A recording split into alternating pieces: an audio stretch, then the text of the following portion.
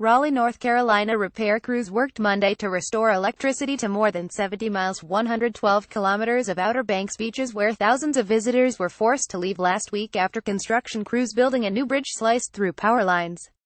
About 50,000 visitors had to depart Hatteras and Ocracoke Islands. This situation has hurt, so every day is important to the economy of this part of our state, Gov. Roy Cooper said Monday while visiting the repair site.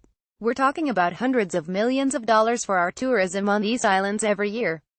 Forced to abandon plans for her annual beach getaway to Ocracoke, Carla Atkinson and her daughter were taking their money elsewhere. When it was clear that we weren't going to make it to Ocracoke this week, we decided to head north. We're going to Virginia Beach where we have family, said Atkinson, a writer and editor in Raleigh. She said the small, family-run vacation rental company she used promised to redeem her deposit.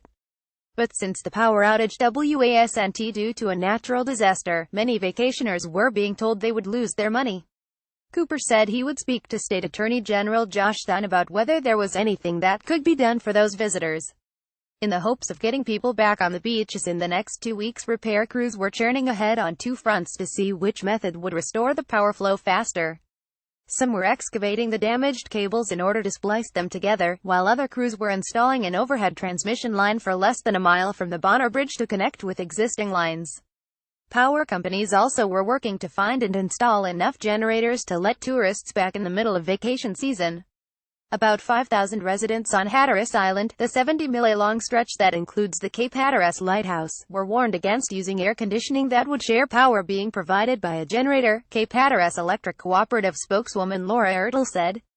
Further south, Ocracoke Island's generators were providing enough power for that area's 1,000 or so residents to run any household conveniences, though there wasn't enough juice to accommodate visitors, Tideland Electric Membership Corp. Heidi Smith said.